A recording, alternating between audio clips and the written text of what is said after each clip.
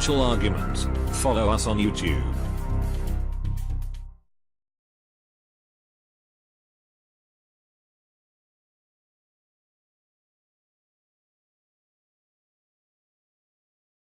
Now, yesterday we talked about the market, and it was down 200 points. Today it was down, it was up a little bit, it looks like it closed down. And we talked about the chaos in the market. And when we talk about chaos, when we talk about the volatility of the market and how things are reversing now, it doesn't mean the market's going to come down tomorrow. We're going to see fluctuations in the market moving forward. Yes, are we going to have days up? We're going to also have days that are down, which shows us that things are rapidly deteriorating very quickly. Because in the past, we just saw the market rise, market rise, market rise, and that was it.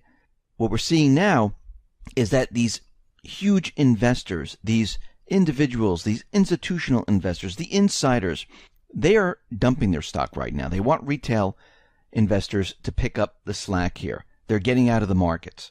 And we can see right now the only way to pump up the markets is with free money from the Fed, using the high-frequency traders to keep the trading going. And what we're seeing is a complete breakdown. And as we move forward, we're going to see this chaos continue. And we're already seeing the entire system. And when we look at the entire system, we're looking at many different economic indicators. We're looking at housing. We're looking at GDP. We're looking at retail. We're looking at unemployment. We're looking at corporate defaults. We're looking at the auto loan industry. We're looking at manufacturing. We're looking at many different areas. And one thing that's been in focus for quite a while is we've been tracking how retail has been contracting. And I remember first reporting about this, and people were laughing and saying that's ridiculous. Retail is not contracting. People aren't losing jobs. And as we move forward, it just got worse and worse. The same thing with housing, where in the beginning, people were like, oh, it's perfectly fine in my area. And yes, there's still going to be areas where it's still fine. But what happens is each area gets hit at different time periods. And people have been emailing me like crazy from all over the country saying that things are dramatically changing in the real estate market. But in retail, we can see right now that this is a complete disaster. I mean, Sears right now, which we knew, they're not going to be able to continue any longer. And we're seeing that many stores are starting to close down. But what's more interesting is that the corporate media, they are starting to realize and they're starting to report on how the retail industry is not doing well. Yes, they did it in the past, but they used to say, well, everything's moving to online. That's what explains it. Oh, the weather is bad. Remember all these things? It was snowing, it was rainy, it was foggy, it was sunny, and they used all these excuses going forward. Why we said no, it's because people are losing jobs continually.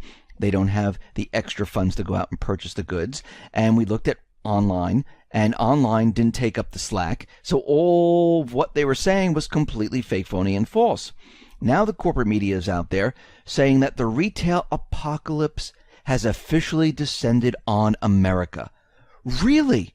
Well, remember what I said many, many reports ago. The corporate media is going to let us know when the economy, coming from the deep state, coming from the central bank, when the economy is going to start breaking down. They're going to show that the economy is not doing as well as they were all saying. And they've already started this. Now they've come out with this information that all of a sudden things aren't going as well.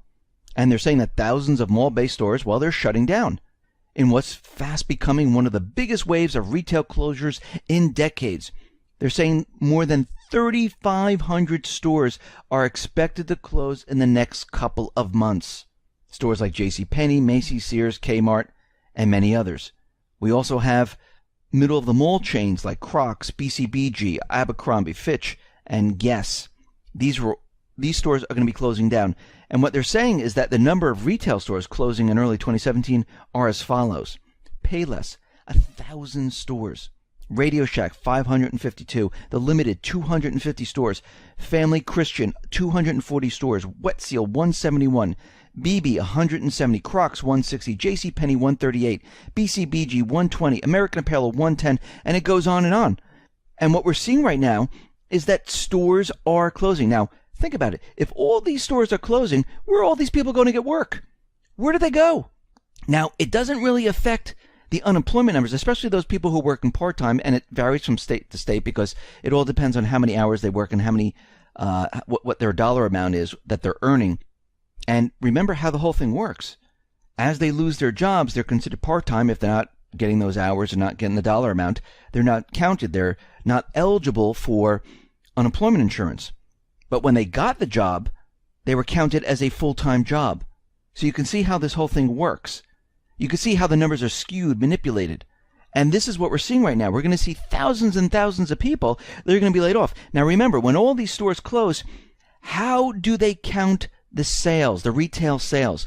Do they just say, okay, these stores closed in the beginning of 2017. We have 500 stores from this place. The sales just come to a screeching halt. They go down to zero. No, they extrapolated out over the year and they slowly remove the sales from each store so it doesn't hit too hard in the economy. Now, it hits hard in the real economy. In their fake, phony, and false numbers, it makes everyone feel good. But it's not real. It's fake. So we're seeing the corporate media, they're already doing what we thought they were going to do. They're starting to prove that the economy is falling apart. Now, we knew this for a very long time. We're seeing it all over the place. And this is going to get worse. It's not going to get better. It's going to get worse. Things are deteriorating very, very quickly right now. And what they just reported on, this is the number of stores that are closing in early 2017. We're not even talking about the next half of 2017, because you know there's going to be more store closures. We see the auto industry. Well, this is a complete mess right now. The National Association of Auto Dealers, well, they reported an anomaly, dropping used vehicle prices in February, which occurred only for the second time in the past 20 years. It was a big one. Its used car guide seasonally adjusted used vehicle price index plunged 3.8% from January, by far the worst recorded for any month since November of 2008. And that was because of a recession, which tumbled by 5.6%, which we're pretty darn close. And we're supposed to be in this incredible recovery, which we're not. Now, the index has now dropped 8 months in a row and hit the lowest level since September of 2010. The index is down 8% year over year and down 13% from its peak in 2014. And the price decline spanned all segments. And we look at the luxury car market, we see that it has come down negative 3.1%. Subcompact car, negative 2.1%, large SUV, negative 1.9%, and so on and so on. And we are seeing a surge in new vehicle incentive spending. Now, the question is, why are we seeing this? Well, because automakers right now, they're drowning in unsold inventories on dealer lots, and they are desperate to move these vehicles off the lot. So they're continually getting more and more incentives, and we've seen this back in 2008. Now, in the housing industry, well, things are not going well. Things are actually getting worse right now. And as we know, the Fed has raised interest rates by another 25 basis points, and we can see the end of 2015, as soon as Trump was elected, they raised rates. Now they raised rates once again, and we can see that rates for mortgages, they're continually moving up. Applications are going down. And we see existing home sales slid in February 3.7%. Of course, they expected only a 2.0% fall, but it was a lot more than that. Existing condominium and co-op sales, well, they descended by 9.2%. And finally, judging by the collapse in mortgage apps and rising mortgage rates, unless there's all cash buyers, we're going to see the housing market decline further. And we're already seeing prices, they are coming down. We're seeing houses on the market longer and longer. Just go on to Zillow. Take a look around. You will see houses have been on the market for a very long time, and they're continually lowering their prices. Traffic is not what it used to be, and this is what happened back in 2008. And what we're looking at right now, and the corporate media is starting to tell us that the economy is starting to fall apart. I mean, they use the word retail apocalypse. I mean, that's something that I would use, which I have in another report, but other individuals have used that also. But we can see the corporate media, they're trying to get the word out there that since Trump is in office, they've already started it, the economy is going to start to fail.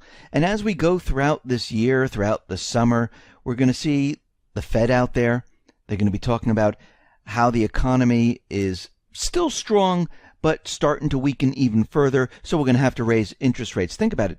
Janet Yellen was out there telling us that she's very disappointed in the economy. The economy wasn't as strong as she thought it was going to be, and she decided to raise interest rates. During Obama's term, she told us that the economy was doing very well. It was very strong. Actually, the unemployment was even lower at that point in time. And she didn't want to raise interest rates. And if you really look at it, right after Trump became elected, she raised the interest rates in December. And then she also raised it right after he was inaugurated. So he was already the president after he was elected, not officially, but the transition was happening. So just in this little time span of where he has been the president, the interest rate has been increased twice already compared to Obama. So think about what they're doing right now.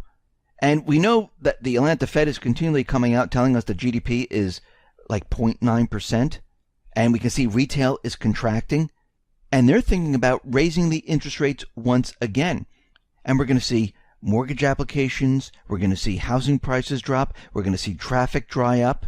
Investors are going to be getting out of the market. Things are going to rapidly change right in front of our eyes. And they're going to start pointing fingers. They're going to say it's because of the economic policies that Trump is putting forth. They're going to say this is really it's really taking a toll on the economy. And they're going to continually do this. They're going to play it up, just like they played up the Russian hacking, which was not true. Just like they played up the hacking of the DNC, which was not true. Just like they played up that Trump was not wiretapped, which was not true. And they're going to continually do this until the very end, where they're going to blame what is happening on him. Because the Fed definitely does not want to be blamed.